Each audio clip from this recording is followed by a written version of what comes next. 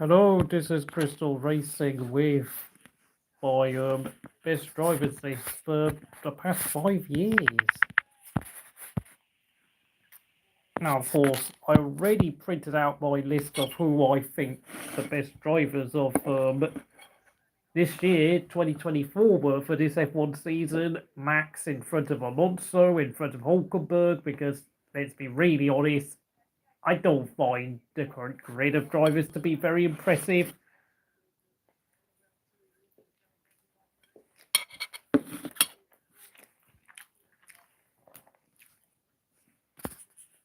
Hello to the one person watching. I don't know who you are, but I hope you're doing well.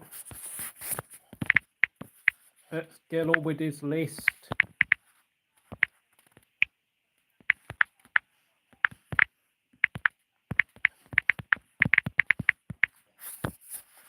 This could be a bit of a difficult one because I am doing it on the basis of who I think the best drivers of the past 5 years have actually been. And then, of course, I'm going to have to pick through the names like Mick Schumacher, Zhou, Mazepin, and a few others towards the back, along with Giovinazzi. That could be difficult because obviously some of them have never raced against each other.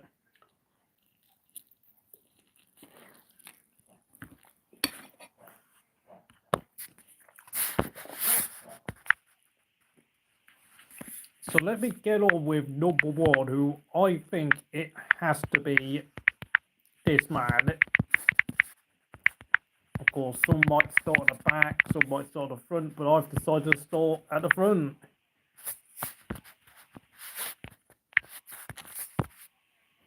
What an amazing 4 years Max has had. Oh, okay, someone's got rid of their like, which is weird, but I don't know what happened. But at the age of 27 years old, Max has already got at least 63 career race wins.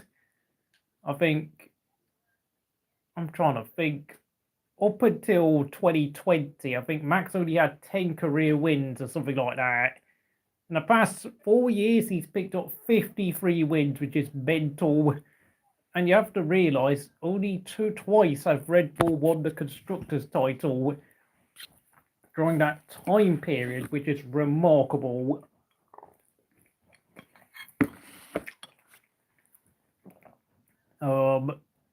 Obviously, I have actually got a hard time trying to remember all of his best performances because it's really rare that Max has an off day, and even though 2021 saw him win the championship in controversial circumstances, thanks to Michael Massey only allowing half of the lap cars to unlap themselves on the final lap, he's the best driver for me.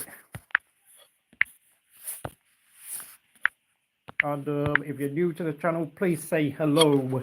Now, this is going to be a hard one.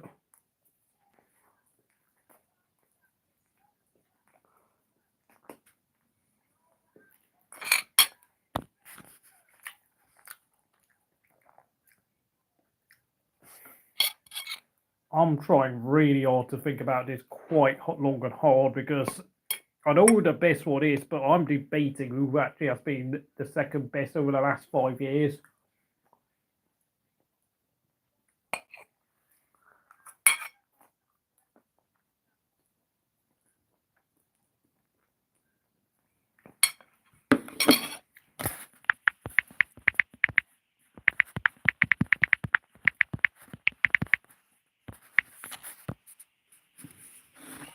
Fernando Alonso of Spain.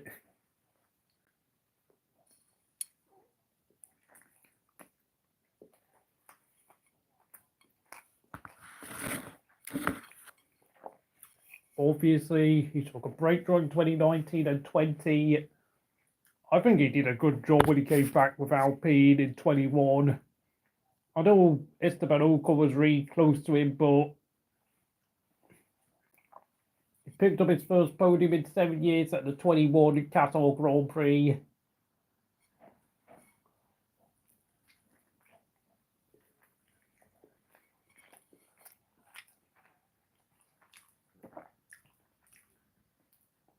And it's only because of accidents and incidents throughout 22 that Esteban Ocon ended up outscoring him that year. And of course, he had 7 or 8 podiums in 2023 for his new team, Aston Martin. Whilst 24 was a bit disappointing, I still thought he was probably just about the second best driver on the grid this season, despite having no podiums and finishing a distant 5th in the Constructors' Championship with Aston.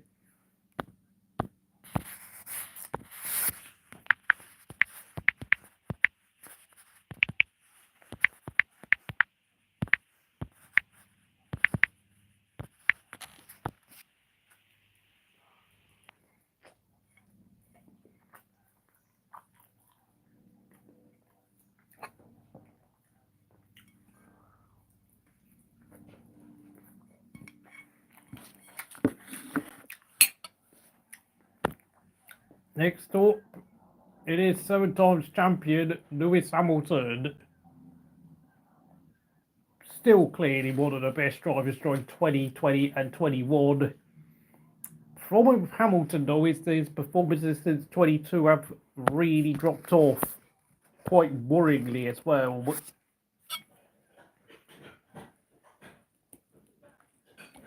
And because of that, I mean, you know, he obviously had to test the car in the early races of 22 due to the porpoising issues with the new ground effects. But over the course of that year, he was outscored and outqualified by Russell. He turned the tables on Russell in 23, but in the most recent season we've just had, Russell just about was the guy on top for Mercedes. And Hamilton has just sort of looked a bit old and jaded in his final few years at Merck.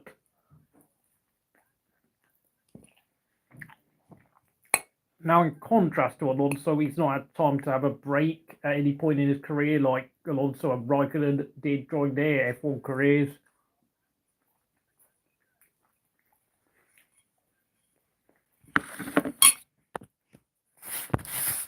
And, of course, Hamilton's win at Silverstone was the first time he won a race since the 2021 Saudi Arabian Grand Prix. So, also have to take into account a huge 2.5-year winning drought for the 7-time champion. And he will be off to Ferrari next year. So, maybe this could be a blip in form, but who knows? He is going to be 40 years old next month. Next up, 4th place. This is going to be tough. I've not thought about this one. There's a lot of names that could come up here because I honestly don't know who to pick. It's so close when it comes to this category for 4th place.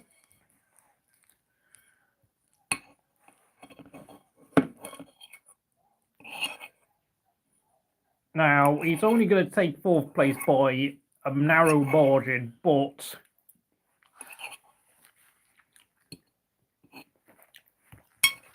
it is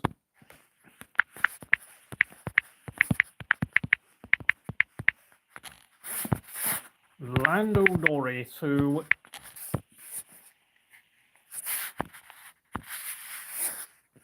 oh my god, sorry. Yeah.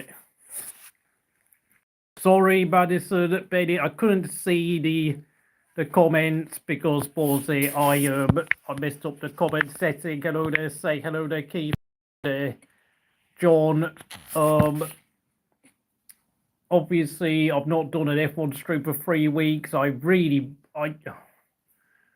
Anyway, apologies, Don. 4th place, obviously, Lando Norris. Now, it's not been a perfect 5 years for Lando, but during 21 and 22, he demolished Ricciardo and basically retired him out of the sport. Although, of course, he did bottle the chance of winning the 21 Russian Grand Prix, which, of course, was the last ever Russian Grand Prix we've had in recent times. Thanks to being hesitant in terms of changing tyres in the wet when it decided to stay out for far too long. And a race he should have won. Then, of course, 23, he was sort of even kill with Oscar Piastri at first, but hello there, thank you, Madison Bennett. But of course, 23. But of course, as this season has come around, I mean, Lando Norris did reimpose his dominance on Oscar Piastri, but I have to say, Lando has made a lot of mistakes throughout this season.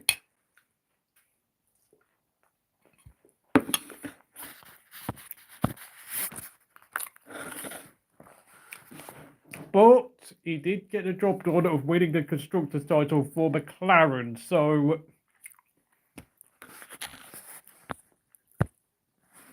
yeah, I will get on to him later on, Keeper, don't you worry. Lando, 5th place. This is tough. This is tough.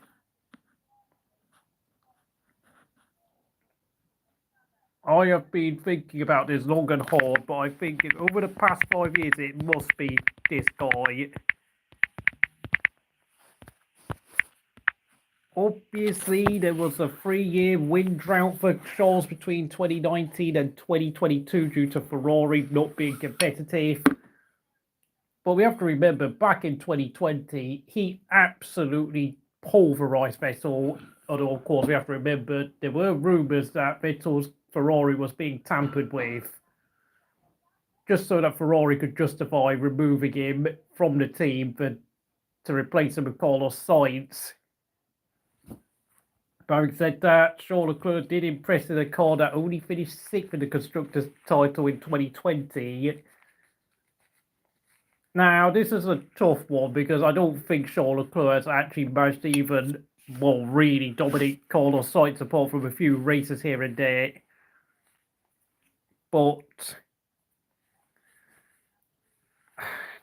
6th place is,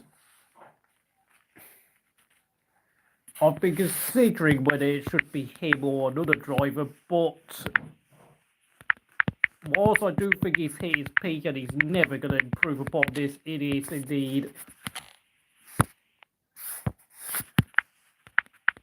smooth operator himself, once of McLaren, formerly of Ferrari, and now a Williams driver for 2025. Of course, Carlos Sainz has had his moments. Of course, he took his first win at the 2022 British Grand Prix in controversial circumstances when he got Ferrari to jettison Charles Leclerc, and he got first choice when it came to tyre choices, so that meant that Charles Leclerc's chances of winning the race was ruined. It was a bit controversial because, of course, Charles Leclerc was still in a championship hunt against Max, but Carlos Sainz said, I want to win this race, so screw you. And, of course, some of the tension between Sainz and Leclerc and their fans, of course, has made Ferrari decide that they would be better off without the Spaniard and the team. He also took that great win at Singapore last year in being the only driver outside of Red Bull to win a race in 2023. And of course, he won twice this year, Australia when Max's brakes were cooked, and of course at Mexico. And he has been able to put Charles Leclerc on be able to really irritate Charles at times throughout his 4-year stint at Scuderia Ferrari, but arguably, had he stayed at McLaren, he could have been the guy taking the championship fight to Max Verstappen this season instead.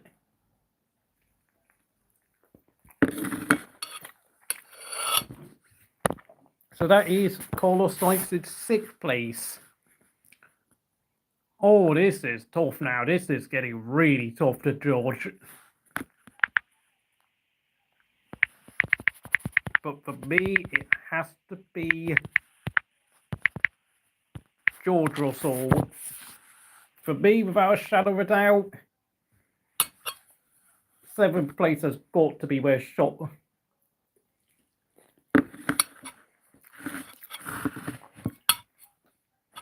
George up to Russell in 7th place has been very good. Although he's not been entirely perfect, his antics on lap 1 can be an issue. He can be a bit too aggressive at certain moments. whilst there have been signs that his ability to look after the car and the tyres have improved over the past 3 years at Mercedes,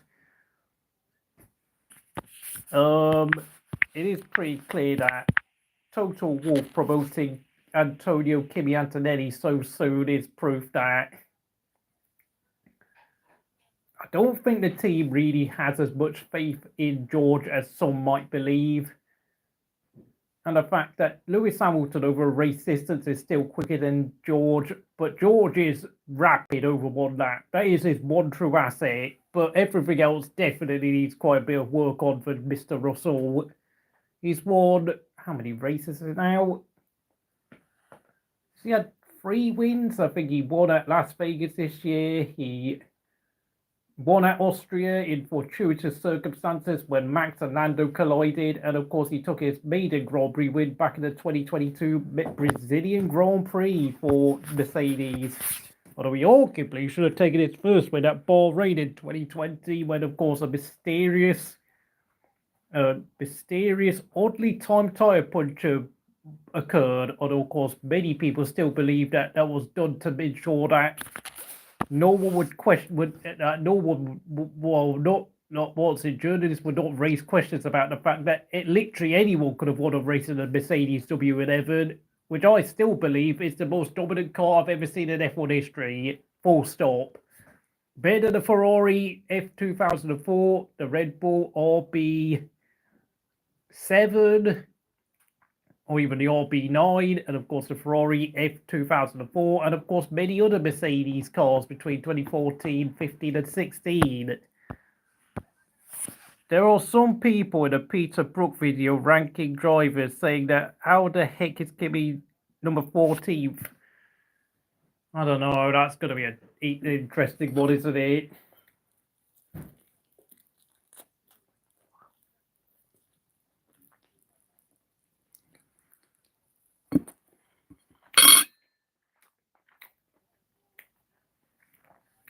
Now, this is a tough one because I think, I don't know, I really am struggling to think of who comes in P8, but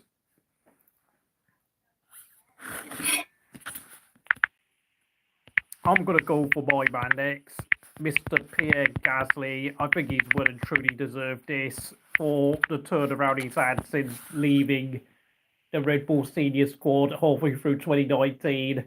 Rapidly quick in 2020 at AlphaTauri when he retired Danny Kvyat out of the sport. Made Yuki Tsunoda really squirm and buckle under his seatbelt back in 21. And of course, 2022 was a bit of a quiet season, but of course, over the past 2 years since joining Alpine, he has consistently outscored Esteban Ocon. Took his maiden Grand Prix win at 2020. I will get on to him next, don't you worry, but I think I have to be a bit more honest about him, if I'm going to be honest. This is a list for the past 5 years. This is not a season based on 1 year alone this year, where I've already said what I've had to say about everyone on the grid. Gasly took his maiden win against Carlos Sainz in brilliant circumstances at Monza 2020. I was delighted. I was absolutely over the moon after the race was done.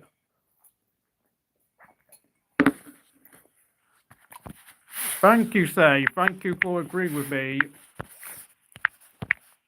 This next driver is not someone I particularly like, but I think he's earned his place in the top 10. It is none other than Esteban Bestie Ocon. Bestie to go. Yeah. But yeah, despite some of his dreadful behaviour at times throughout being teammates to Fernando Alonso, he did give Alonso a very hard time. Now, unfortunately, his comeback in 2020 to Renault was overshadowed by the fact he was outpaced by Daniel Ricciardo, which that's not good. But of course, we have to realise Ocon had been out of the seat for an entirety of 2019, so of course he was going to be rusty.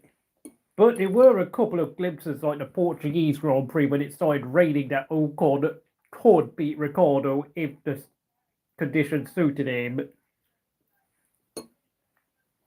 Having said that, I think he was there or thereabouts with Alonso over 21 and 22. Hello there, Game Virus. Okay, that's interesting. I hope you're doing well from where you are in the world. Unfortunately, there will not be a Russian driver featured in the top 10. And of course, Danny Kvyat was absolutely pulverised by Gasly, and frankly, as much as I like Kvyat, his time had to come to an end in F1.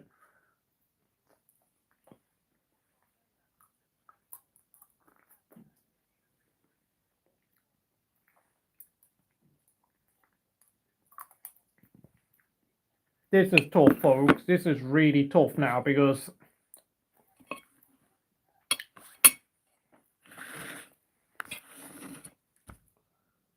I know some people are going to find this choice really odd, but I think he actually does deserve to be here in the top 10. It is Valtteri Bottas. And this is obviously not based on... I think this is a bit where it really is obvious this is not a 2024 ranking list, because Bottas definitely had a dreadful 2020 season in what was one of the most dominant car of all time, the Mercedes W11, where he only won twice against Lewis Hamilton, who won 11 times in the 17 race year. But I think Bottas was just mentally worn out, realising that Hamilton was just a far better driver than him. He won at the opening race in Austria in 2020, when Hamilton was given a penalty and colliding with Alex Albon. Then Bottas won the Russian Grand Prix when Hamilton again was given penalties, so won it by default. Mazepin is going to be miles down the list. Okay, yeah, but I'm going to give my reasons why I'm going to rank where Nico Hulkenberg, I'm going to rank him, okay? And next up, and I know he's had a disastrous 2024, but it is the retiring Mexican Minister of Defense, Sergio Checo Perez. Now, because we're talking about 5 years, obviously we have to realise before 23, Perez was a good driver, okay?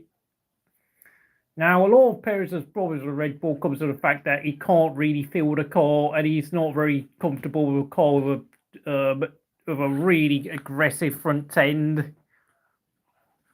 I mean, obviously, though, we have to remember Perez did win the Sakir Grand Prix at Bahrain in 2020, and then to cap off what was a decent final season at Racing Point for the Pink Panthers.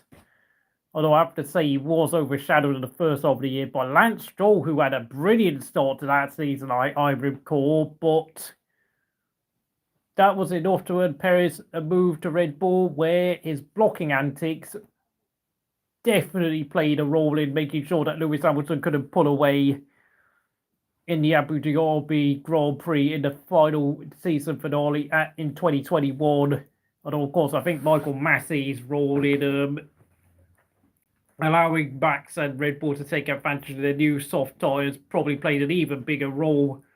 Having said that, I mean, Perez did win at Baku a few times. He won at Saudi Arabia. I mean, he capitalised on the tracks he was the strongest at. And then, of course, in 22, of course, he helped the team win their first Constructors' title since 2013 in 9 years. And 22 was, I think, probably Sergio Perez's strongest F1 season of his whole career. So he actually peaked when he went to Red Bull. But I think the cost cap regulations with all the teams closing up have definitely seen Perez drop down the field due to the field getting closer and, of course, making him more vulnerable to getting eliminated in Q1. So on the balance of 5 years, I think Perez has only just about misses out on the top 10, but we cannot forget some of his very best performances when he picked up podiums, when it didn't look likely, when he was driving Force India and Racing Point. Like, I'm trying to be a bit more objective towards Perez and Bottas due to the fact that obviously, when you have a teammate like Lewis Hamilton or Max Verstappen, there are going to be days where you're just simply going to have to accept the fact you will be humiliated because their ability level is sky high, whilst Perez and Bottas are only right there. It's not their fault, but it's just the reality of the situation. Then number 12. Oh, this is tough now, isn't it? Because I'm trying to think.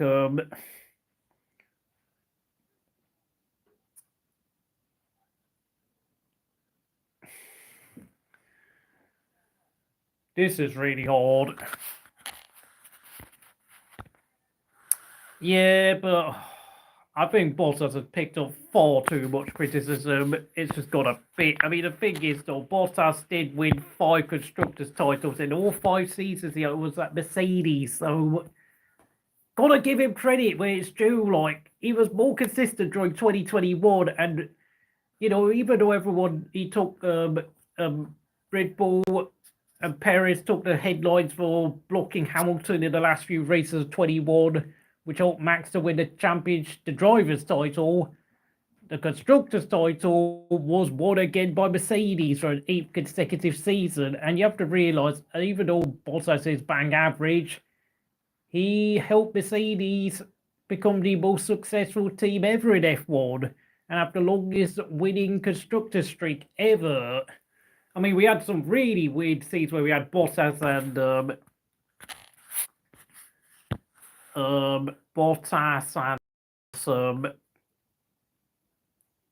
and Toto Wolff were out there celebrating in the Abu Dhabi Amber Lounge, whilst Lewis Hamilton was sobbing away inside his own bedroom.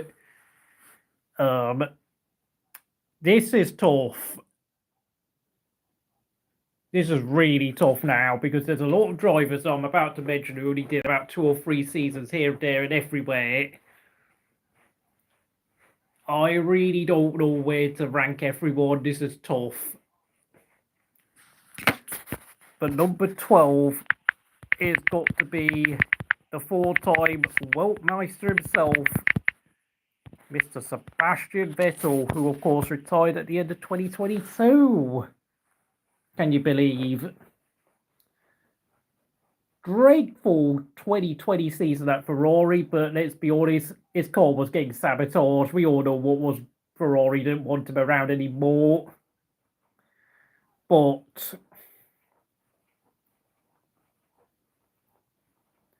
he had the podium at Baku in 2021 for Aston Martin. He got disqualified from Hungary due to the car being a kilogram underweight. He had a great end to his final season in 2022. So for me, 12th place has got to go to Mr. Sebastian Vettel.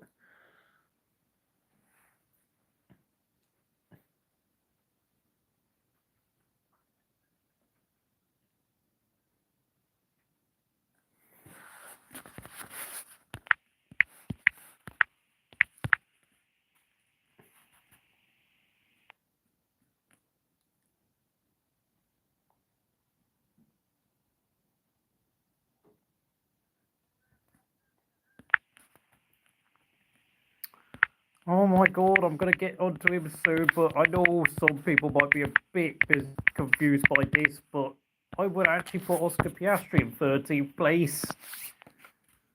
It's early days in his career. He took his maiden win at Hungary and another win at Baku this year. Having said that, though, it is a bit troubling to see him get heavily outpaced by Lando Norris in qualifying. And qualifying is definitely something this Australian driver needs to work on, but I think he can be fairly satisfied with his results, but I do think he needs a bit more passion and fire in his belly to really pull one out.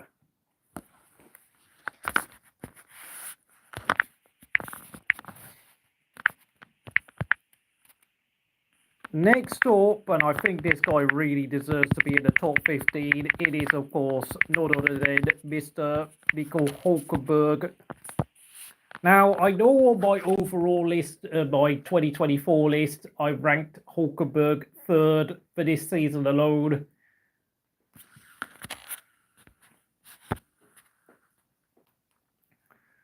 But, great cameos at, what was it, the 2020, it was the 70th anniversary race at Silverstone in 2020, which was a weird one because he out-qualified Lance Stroll, but then, of course, a strange pit stop towards the end of the race because of a vibration meant that Lance Stroll finished ahead of him. That was just, I don't know what happened there. And then he scored 4 points at Nürburgring later on in the year, where he, of course, had to jump in at the last second for Mr. Sergio Perez, who was ruled out with an illness. 2 years later, with Vettel missing the first 2 races at Saudi and Bahrain, Hulkenberg filled in again at Aston Martin. Although this time he didn't actually score any points, but in his full-time return with Haas, he has been outstanding, and he is really, frankly, exposed where the real level of drivers like Kevin Magnussen and Roman Grosjean were all along, to be honest. And along with that, he also exposed how poor Mick Schumacher and Nikita Mazepin were, I'm afraid.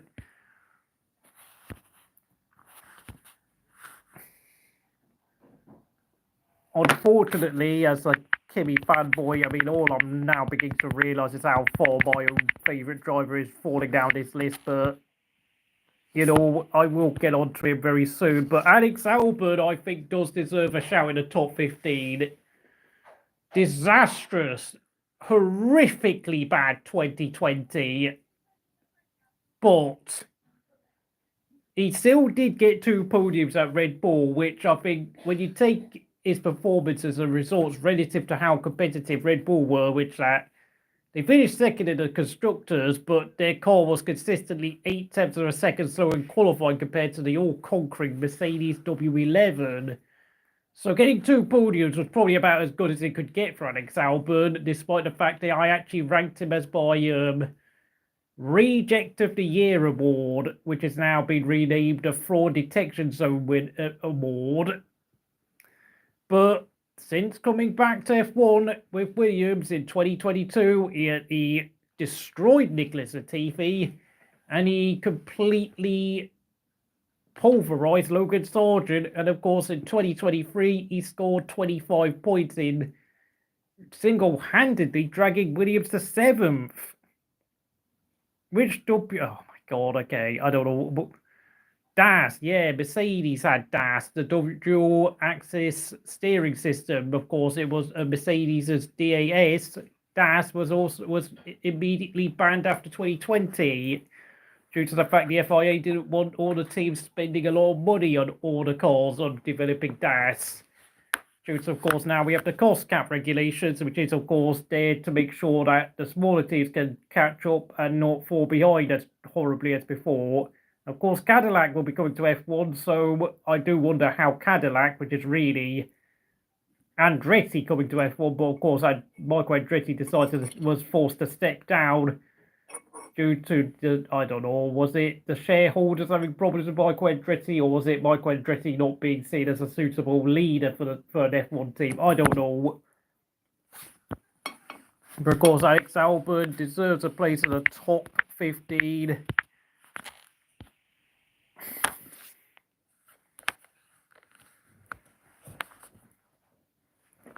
This gets a lot harder now because, of course, we're now getting to some drivers I have really been heavily critical of.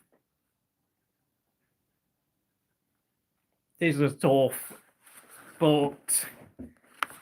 And it does mean that a certain driver does keep falling down this list, but I think on the basis of how he's recovered in the past 2 years, 2.5 years really, I think Yuki Tsunoda is actually really underrated in 16th place. Really underrated. Did he help? I think he helped RB, or Racing Bulls as they're now known, finish 8th last year, and of course he helped them finish, was it 8th again this year, ahead of, I think, Sauber.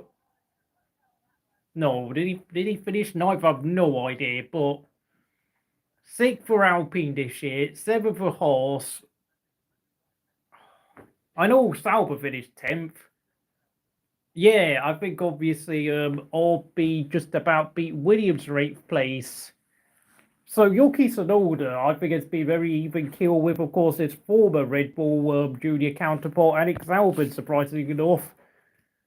He will remain at Racing Bulls next year, and he is going to only turn 25 years old next year, so he's actually got a fairly decent ceiling, despite his first 2 seasons where he really struggled against Pierre Gasly. But Yuki Tsunoda, despite being a slow burner, I think it's impressed me a lot more as time has gone on, considering he has been driving for the Red Bull Junior team, and of course, with his Honda links, of course, we cannot rule out the chances of him joining Aston Martin for 2026, where, of course, Aston will be they'll be getting into a partnership with Honda as their factory engine deal. Now, of course, with Honda deciding to leave Red Bull after next season. And, I mean, I don't want to say what I think about Papa Stroll's son, but we'll be getting on to him later. And of course, finally, we get to put this guy's name on the list. And I know some fans of a certain Australian driver will be getting angry, but I don't care, because despite only doing 2 seasons in his 40s at Alfa Romeo Sauber, I think Kimi Raikkonen was surprisingly underrated. His stint at Alfa Romeo was actually quite underrated. And I actually ranked Kimi in 9th place for 2020, but I did drop him down to 13th for his performances in 2021, which is weird. Honda might go back to McLaren. Okay, I'm not sure what Aston Martin are going to make of that, but I think on average, throughout his time at Alfa Romeo, he would be ranked like the 11th best driver on the grid throughout his 3 years at Alfa Romeo, which is pretty decent considering Kimi is now in his 40s.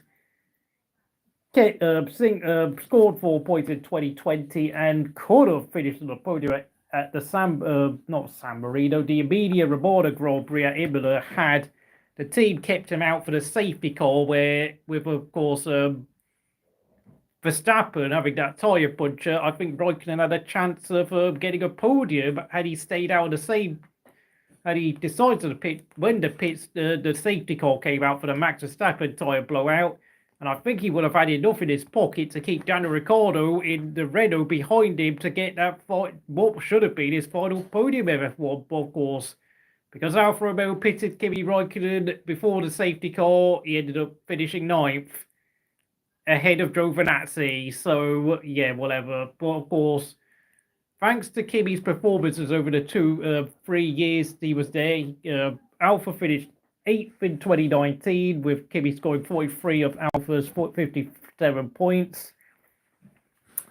4 of Alfa's 8 points in 2020, but of course he did lose a qualifying battle to Giovinazzi, 9-8. And then, of course, in 21, he got absolutely destroyed in qualifying by Giovinazzi. Got involved in some silly incidents like colliding with Vettel on the final lap at Austria and Saudi Arabia and a couple of others, as it became really clear Kimi just wasn't the same driver he was before. Also ran into the back of Giovinazzi at Portugal.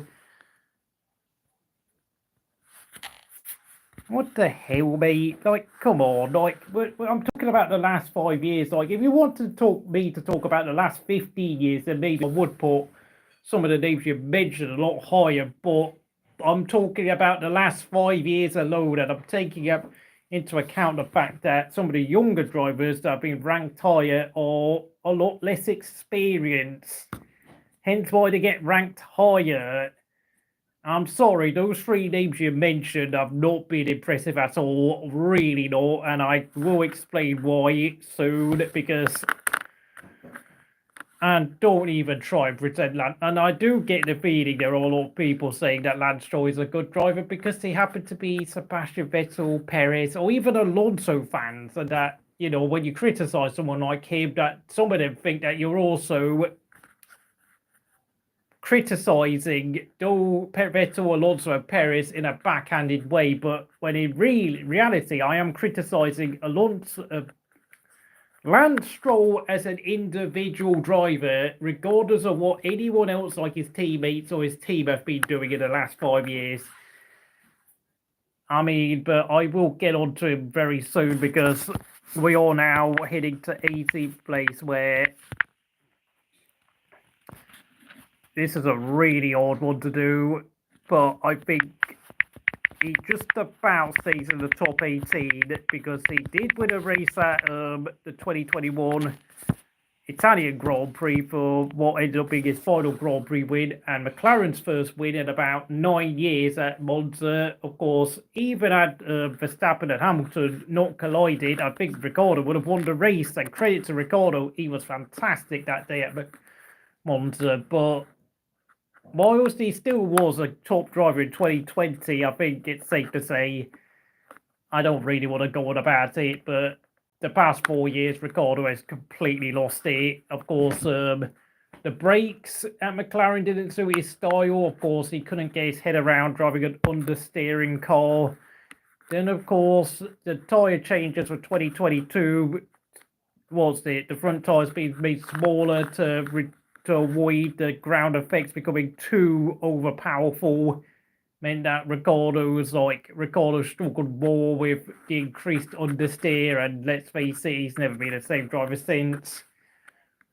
I think he did, of course, that win at Monza was also the last time he even stood on the podium, so very sad end to Ricciardo's F1 career, but it is what it is, I'm afraid. To any Ricciardo fans, I'm sorry, but he is down in.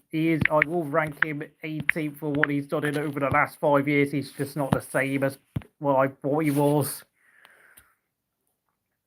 Now, this is really tough.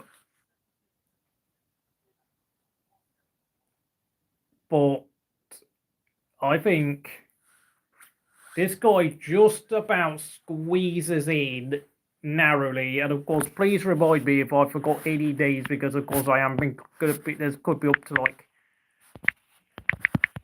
anywhere up to 30 names because there's so many drivers who competed. Kevin Magnussen is 19th on my list. Well, I'm not sure. Did he even score points in 2020? But he did get beat that year in the points by Roman Grosjean, I think. Was it 2 points apiece? I can't remember, but I think Roman Grosjean was ranked ahead because he finished 9th at the Nürburgring race. Magnussen took 2 10th places in the year, so he was actually ranked behind Grosjean, but he was forced to take a sabbatical in 21 because of Haas's financial issues. But of course, thanks to the outbreak of the Russia-Ukraine conflict, he was back in the saddle again for 22. And he started the year so well with, of course, qualifying, was it 5th at Bahrain on his comeback Grand Prix? Wow, what a performance. But sadly, as time has gone on, he fell off really badly. And frankly, it's kind of no surprise to say it, but it is the right thing for Kevin Magnussen to leave Formula One and drive for BMW in hypercars, where, of course, sports cars being a category where his his dad, Jan, has had a huge amount of success in. You just wait, sunshine. I am going to sit there and think very heavily about what I'm going to do next, because this is actually quite tough now, because this is...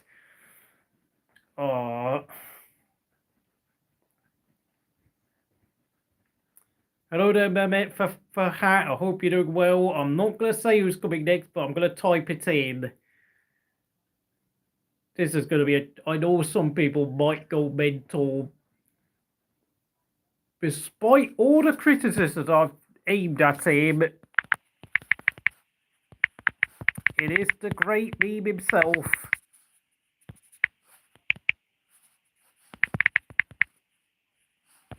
This is going to provoke some consternation, but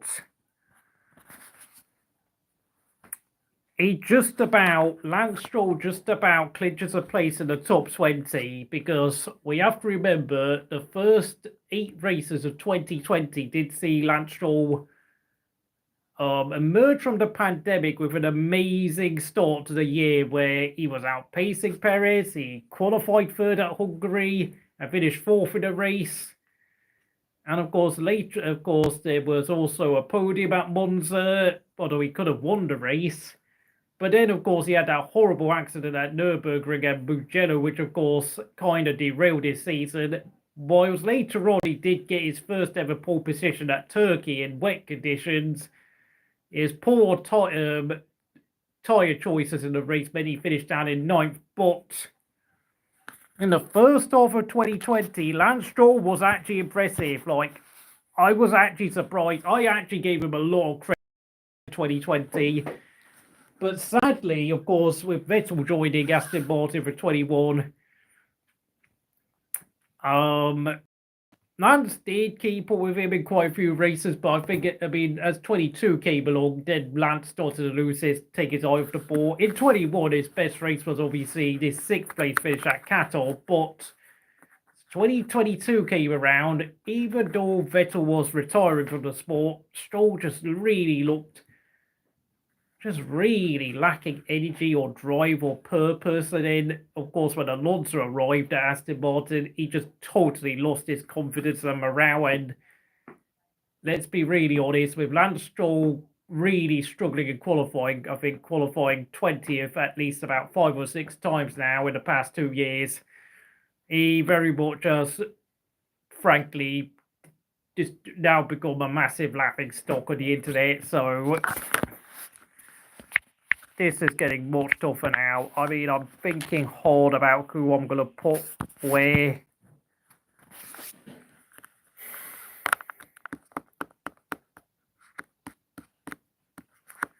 There are at least another 6 or 7 names I'm trying to think of, but it is so tough. But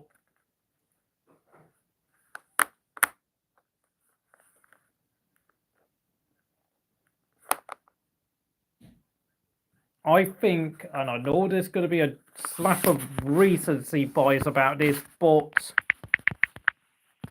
Liam Lawson gets into 21st place, and I will explain why. He has not completed a full season in F1. He's not had a pre-season, but yet in a short amount of time he's had in the sport, being a stand-in for Daniel Ricciardo, he's had a few decent performances despite limited test sessions, the fact that he's not exactly the high up on Red Bull's priority list, and now the fact that he's going to be Max Verstappen's teammate for 2025. I think Herbert Marko and the Red Bull boys have been impressed by Liam Lawson's ability to adapt and perform at short notice. In fact, I was actually considering putting him up in 20th place, but of course he hasn't had enough races to really earn a place in the top 20 yet. Of course, Man City have just won their game against Leicester, so well done, Man City, for finally getting a win on the board. But Liam Lawson, I think, despite the fact that he has just about been beaten by Tsunoda in the stats, well, I think his promise and his potential is clearly a lot higher than Tsunoda's, to be honest. And certainly I had done that off Albon and Gasly and a few others, and let's face it, he's managed to do enough to convince Red Bull that they've got a decent replacement for Sergio Perez. Number 22. I'm trying to think who could be next. I think it is going to have to be... Oh my, this is tough.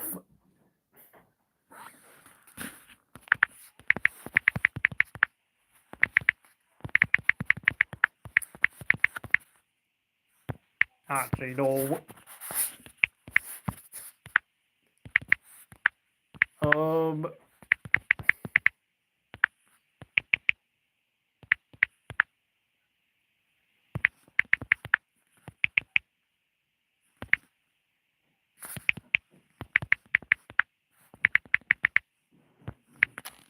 Danny Kvyat is 22nd on my list. It's been 4 years since he's driven in F1. he had that fourth place finish at the 2020 Emilia Romagna Grand Prix at Imola, but of course we have to remember Gasly qualified third and retired early on in that race. Or was it fourth? I can't remember, but the thing is, though, like, Danny Kvyat was just completely destroyed by Gasly in his last year at F1, so not much else to say. Giovinazzi, 23rd place. Beat Kimi in his last 2 years in the qualifying stakes, but it became a very frequent feature of Giovinazzi races where within 10 laps, Kimi would overtake him and then finish something like on average about 15 seconds ahead of him in terms of race pace. So Giovinazzi, I'm sorry, mate, but it's a 41-year-old Kimi Raikkonen that still was outscoring Giovinazzi at this point. Whilst Giovinazzi was like 27 years old when he left F1, so no excuses, I'm afraid, for Giovinazzi. Yeah, his qualifying performances were fantastic, but really, he did very little in the races. And in fact, there was also the 21 Turkish Grand Prix where he even held up Kimi for the last 20 laps because for some reason he refused to listen to team orders, which is pretty poor from Giovinazzi, and I think that's why Giovinazzi's F1 career ended when it did.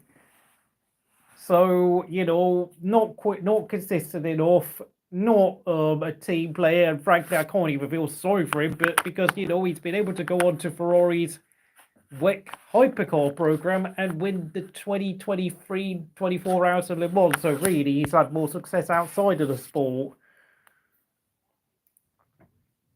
And now I am on to the final bunch of drivers. I think this guy finally deserves to be where he's about to appear now. Romain Grosjean.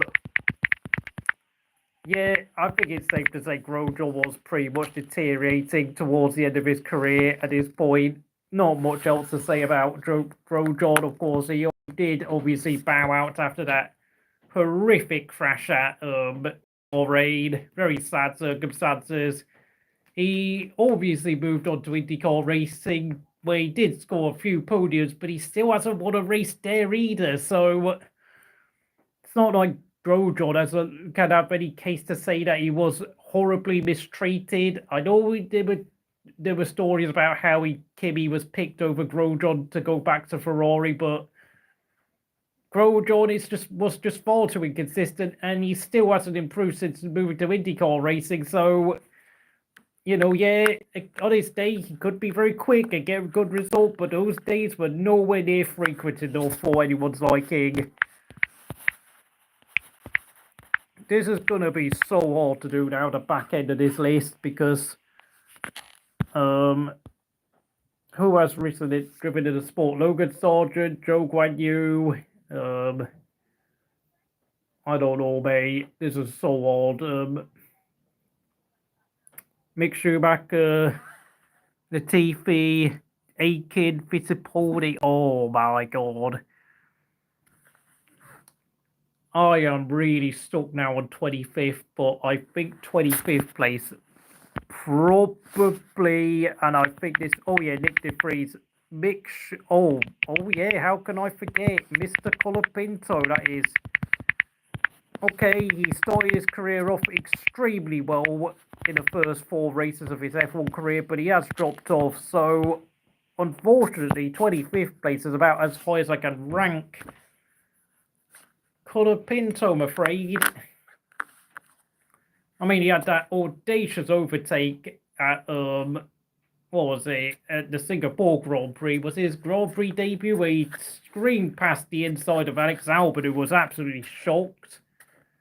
Don't know what else to say, but in the past few races, he's been involved in accidents, crashes, so I have to say the jury is out over Colapinto's quality, but there are rumours that Alpine will replace Jack Doohan if Jack Doohan doesn't start off 2025 well.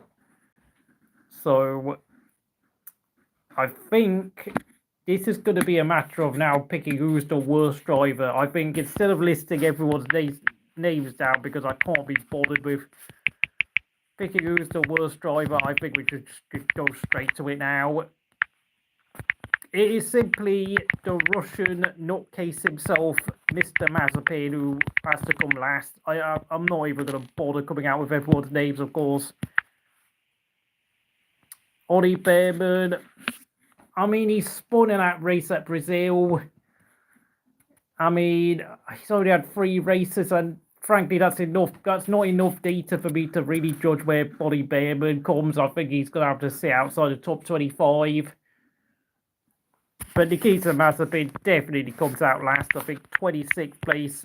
Mick Schumacher crashed far too many times, and of course, it just wasn't good enough in the end for Haas or anyone else in the grid to take him on for 23 or 27. 2024 onwards, of course, he became a reserve driver at Mercedes, and he's driven for Alpine in the sports car series. And now we're getting on to some real garbage now. Oh my word, I don't even know where to rate any of these drivers. It's like pick and mix at this point. I think 26th is like the last real ranking I will do. The rest of this list is now just fillers, so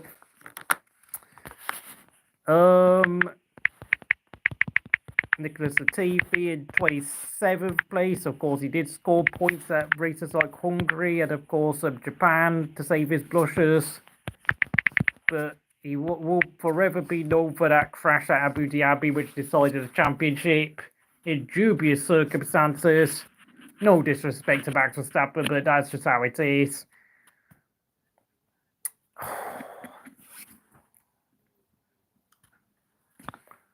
Please help me fit in the rest of this list if you can, because I have no idea where the hell everyone comes. Zhou Guan Yu 28th. Had his moments, but also had moments like Hungary 2023, where he crashed into Gasly, Ocon, and Ricciardo at the start of the race after his engine stalled, and then, of course, came out with a load of excuses. And that was a moment I was just like, get lost, mate. Of course, I know he finished 8th in the Qatar Grand Prix recently, but really, frankly, that was like far too late to save his career. Oh, let's think.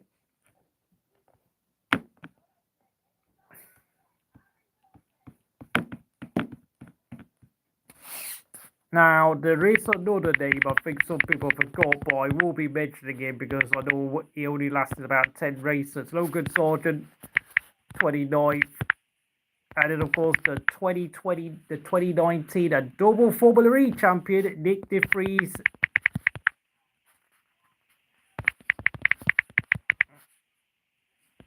Oh my god, Fittipaldi and Aiken. Oh my god, Fittipaldi.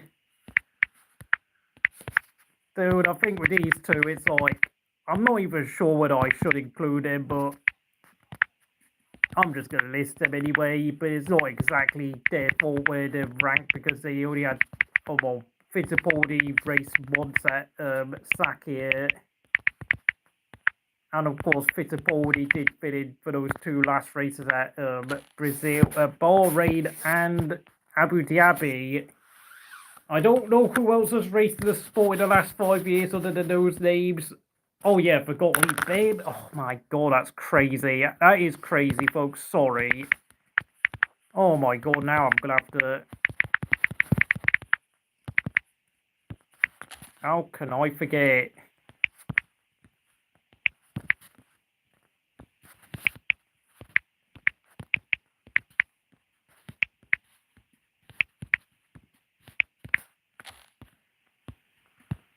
Yeah, that is your list outside the top 20. Of course, 34 names in total. Please remind me if I forgot another name. We've had a lot of last-minute replacements over the last 4 years due to the pandemic and such. And oh my word. Yeah, don't know where to put.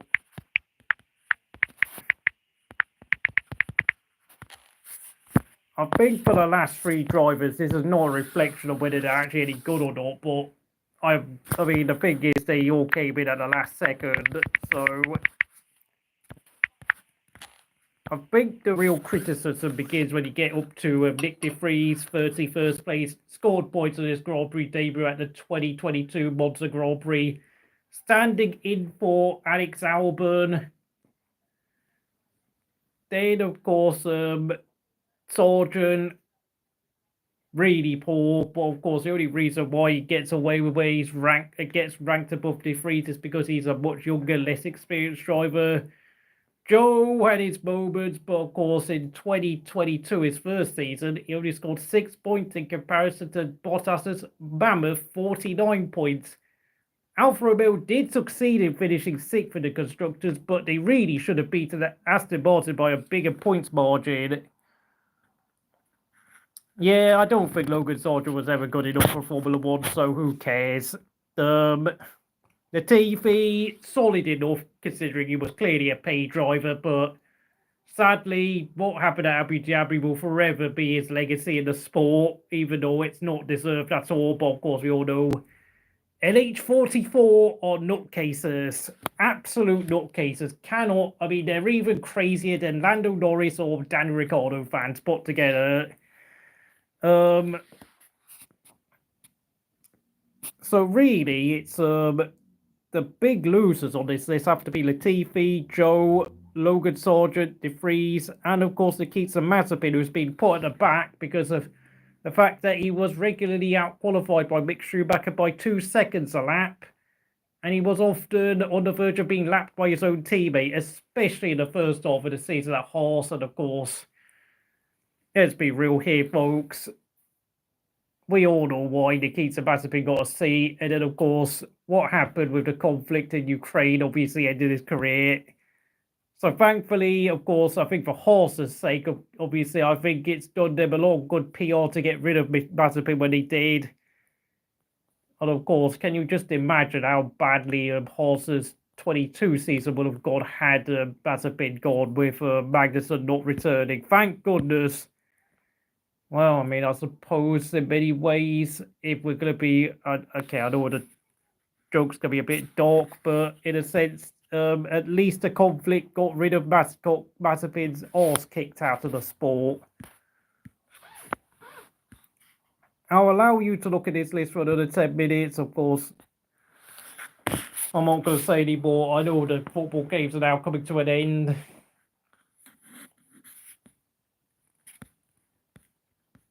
I was going to do this list yesterday, but I forgot about it, which is stupid, because yesterday we had football.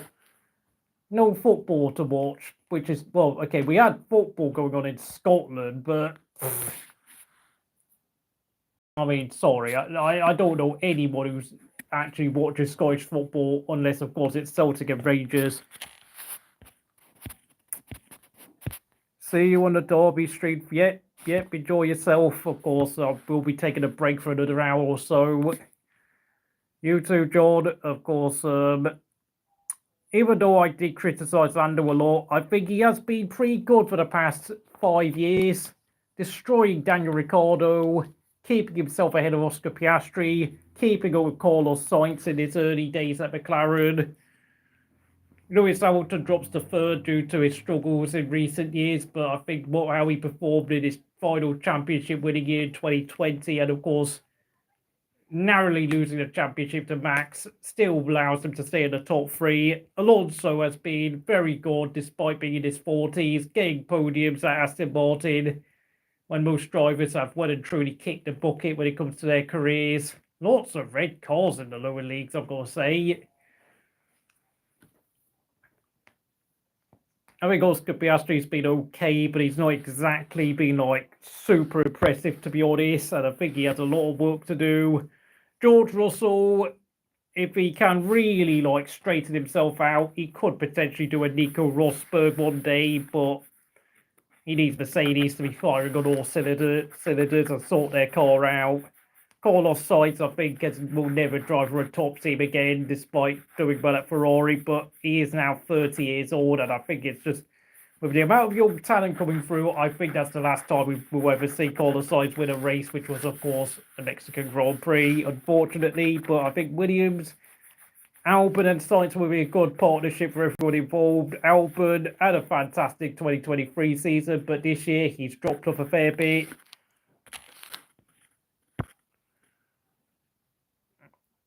Hulkenberg, Oscar, and Yuki keep improving. Yeah, maybe, but I think Hulkenberg will probably stay where he is. Sorry. Okay, cheers.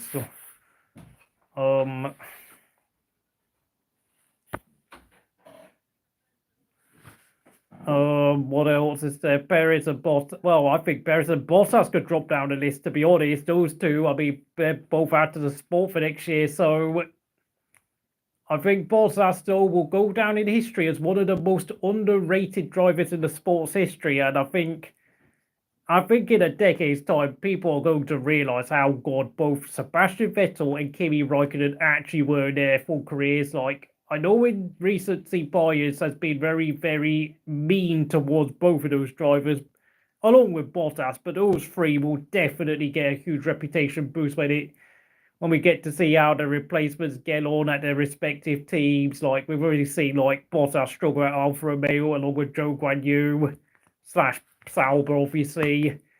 Aston Martin lose out in the development race now that they don't have Sebastian Vettel's technical input to help them.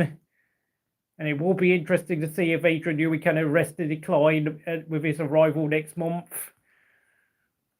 As for Perez, though, I get the feeling his reputation will decline in the next decade or so, especially if Lawson can continue his progress and survive being Max Verstappen's teammate. That will damage Perez's reputation horribly, and I think he'll carry on dropping down. His legacy is just going to be down.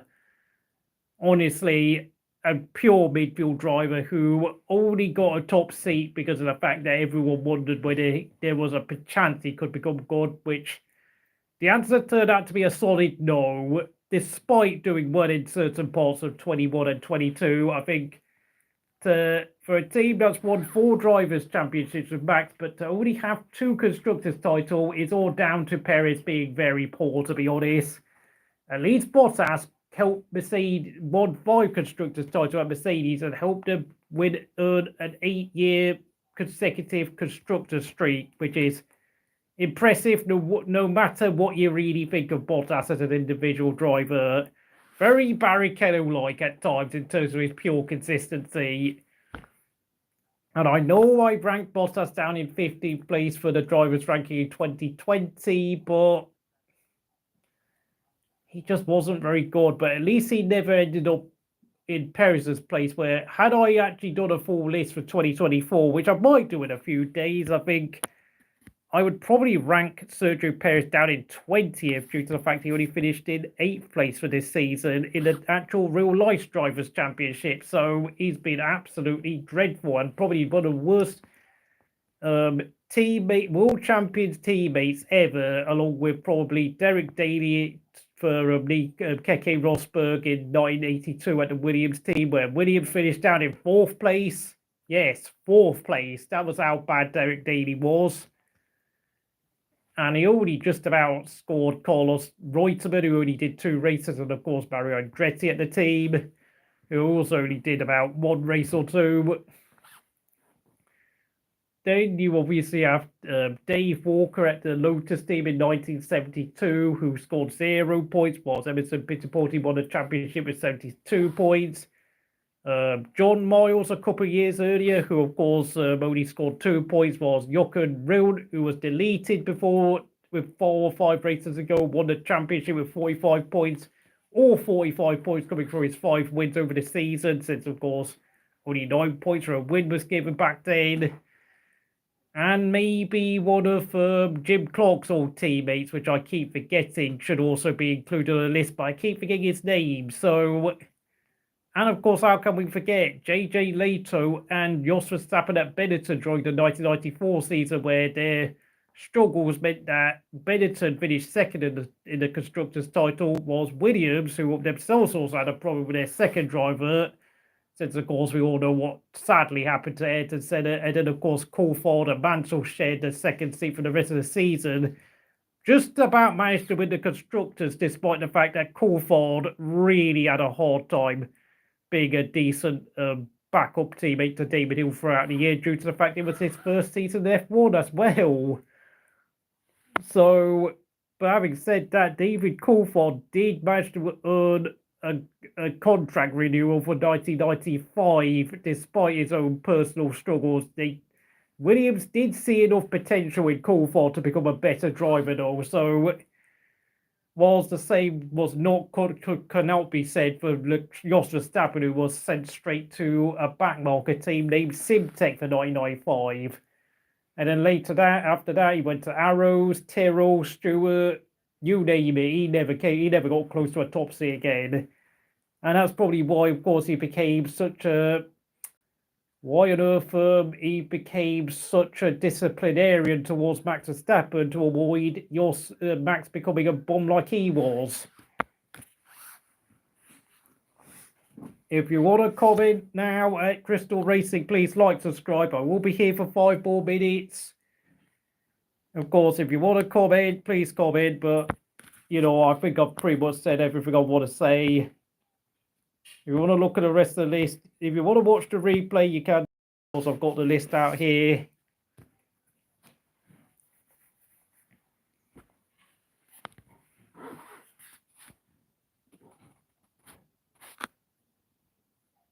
Kimi Raikkonen down in 17th place. He just wasn't bothered anymore, was he? But let's face it, even though people criticised Kimi was still driving well in his 40s. And he did succeed in keeping Alfa Romeo off the bottom of the constructors' table in his 3 years there. So, got to give him credit because Williams were continuing to improve throughout those 3 years. George Russell had some amazing performances at his time at Williams, hence why I ranked him up in 7th place. Qualifying second at the Belgian Grand Prix in 2021 before, of course, I know he was given half points with 9 points the next day, and he photographed himself with a trophy in the most cringeworthy fashion, despite the fact the race only lasted 1 lap. And frankly, I mean, obviously, if it wasn't for what happened at Hungary and at Belgium, I think Alfa Romeo could have finished 8th, but bad luck conspired against them. And I think some of the criticism Kimi and Giovinazzi received was a bit too harsh. I think Kimi in particular, Kimi scored 10 points in this last year, whilst Giovinazzi only scored 3. I mean, now, obviously, Haas were nowhere near quick enough to challenge them for 9th, but Kimi and Giovinazzi did their part in making sure Alfa Romeo didn't win the wooden spoon at any point in their time in the last few years of F1. Of course, whilst Williams finished last for 3 consecutive seasons in 2018, 19 and 2020. 2020 was the first time Williams failed to score a single point in F1 for about,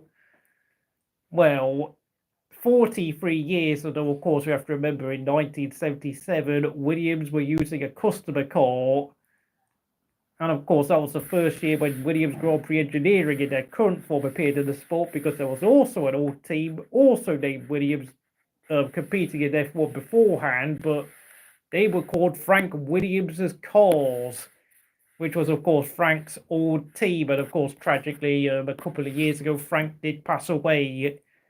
And of course, Williams have no longer been owned by Dorrington Capital for the past 4 years. So, of course, their status as the last independent team in F1 has ended at the 2020 Italian Grand Prix at Monza. Looking at all the names, Nico Hulkenberg will be joining Sauber, who will be Audi in 2026. So, he's going there for one last shot at glory. But frankly, I don't ever see him scoring a podium in his career, to be honest. Alex Albon, I think, honestly, if I'm going to be frankly honest, he's probably peaked, and I think he's going to have a hard time keeping up with Carlos Sainz next season at Williams. Yuki Tsunoda is going to get Isaac Hadjar next year, and I think Yuki Tsunoda is definitely going to see his stock rise now.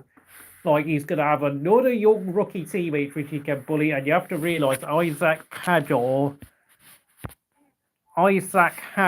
is probably going to be in for an absolute roasting with an on-form Yuki Tsunoda. Williams Porsche, that sounds nice. That might explain why Carlos Sainz made a move to Williams, because he knows Williams have got a bright future ahead of them. Some very shrewd contract dealings from the two former Red Bull juniors. Yeah, Williams, Porsche, that sounds nice. That will be music to the ears of Carlos Sainz and, of course, Alex. Daniel Ricciardo ended his career on an absolutely atrociously bad note, hence why he's stuck in 18th place. I mean, I'm sorry, but the guy started deteriorating at the age of 31 years old. That is terrible to think of, and frankly, with the sort of attitude he had, he just didn't look like he didn't care anymore. He looked like he was just there for a laugh, and frankly, honestly, when he came back with Racing Balls 18 months ago, I was just like, why are you coming back? I'm fed up with you, mate. Like, you belong to the Kimi, Sebastian Vettel era of F1. Like, go to the retirement home and have fun with them, because I'm done with. It's time to move on, mate. Kevin Magnussen had an unexpected return to F1 at the start of 2022. Did a good job of making sure Haas finished 8th in the Constructors' Championship that year behind Alfa Romeo and Aston Martin, but Nico Hulkenberg has shown him levels, and let's be honest, I think Kevin Magnussen was lucky to have Roman Grosjean as a teammate as long as he did, because let's face it, Grosjean, I'm sorry. I always had my doubts about Grosjean back in like 2012 and 13 when he was crashing out all the time and he could barely do much. He was barely much use as a backup teammate to Kimi Raikkonen. Chris Water scored 11 Premier League goals this season. My God, he's had an insane. He's been amazing since joining Oregon Forest, which makes me so jealous because you know who I am. But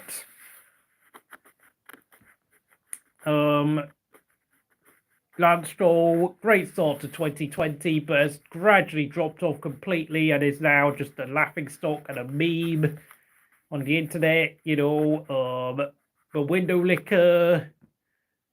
If you want to go and see Rocket Powered Mohawk, he's got plenty to say about him. Liam Lawson, very good, very good, decent start to his F1 career. And I think the fact that he's been signed by the Red Bull senior squad as Max's teammate has proved there is something about him. Danny Crivier, too little too late. I don't know what to say about him, but I don't think he ever had the mental facilities for F1. And Tony, no, he had his moments, but really, I think his only real contributions will be helping Sauber finish 8th in 2019 and 2020. I mean, in his last year, even though he won the qualifying battle against Kimi, he was absolutely destroyed in the races by a 42-year-old Kimi. Roman Grosjean, I've already said everything I've ever wanted to say about him. Very sad what happened at that Bahrain crash, but let's be honest, this time was done anyway. I never really rated Grosjean that much in his time in F1. Pinto won for the future, but he needs to. I mean, his junior career never won a junior title at any level like Formula 2 or Formula 3. So in this sense, it was expected that he would struggle coming into. He would eventually have a tough, dry patch after his great opening 3 or 4 races to his F1 career, and there were talks that he would outscore Alex Albon, but that never happened, thankfully for Alex. But I think he did give Alex a huge kick up the backside. I know Williams said that he wanted a driver who would keep the cars out of the barriers, but I think the truth is that they needed a teammate who could actually challenge Alex Albon properly to make sure that they could try and fight for 8th place, which they failed, but at least he was an upgrade on Logan Sargeant, who really should have left after last year. But of course, with Williams' history of changing drivers more often than he changed underpants, they wanted to try and commit to a driver lineup, but in the end, Logan Sargeant was just. I mean, his only points finish was obviously scoring points at his own Grand Prix after a couple. Leclerc and Hamilton got disqualified at Kota last year. Zhou Guanyu, never good enough, to be honest. Never. He had a few decent qualifying performances, but frankly, it always felt like he would have about 1 or 2 good races here and there, and then he would spend the next 10 or dozen races doing nothing at all. Never felt like anything was ever going to happen with him, and frankly, I think it's pretty much a good decision by Sauber to employ Gabriel Bortoleto for next season in his seat. Because in a sense, I was already very doubtful about his potential after his first season in 22 alone, where, okay, I know he got lucky at the Azerbaijan Grand Prix with the mechanical failure when he was running in 8th place, but really, Bottas absolutely pulverized him, and with the sort of criticisms I had been giving Bottas at Mercedes, I have to say, like, that was already alarm bells from Zhou Guanyu, the fact he couldn't keep up with a number 2 driver at Mercedes.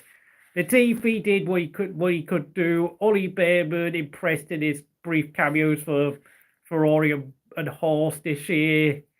Mick Schumacher, solid point scorer in his second year at Haas, but those crashes completely costed him a third year at the sport, and convinced Haas that he needed a real decent driver in Nico Hulkenberg. Nick de Vries was a total flop at AlphaTauri, so that's that.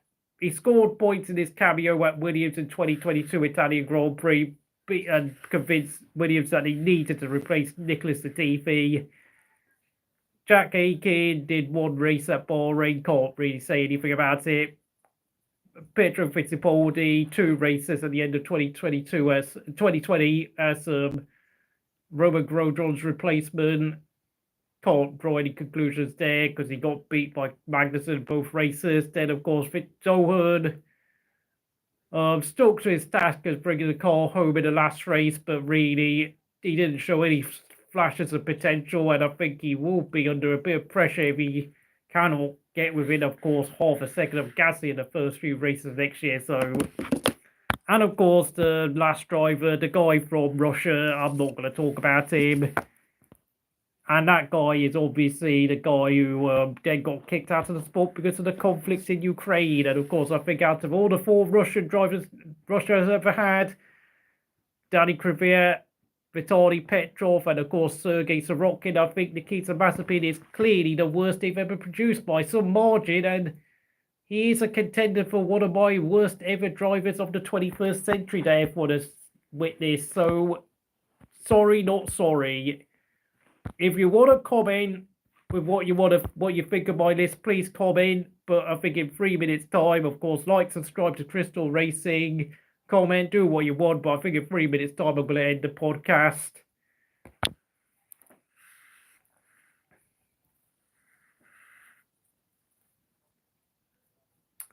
Merry Christmas and Happy New Year from wherever you are. And if you don't celebrate Christmas, well, I hope you're doing well.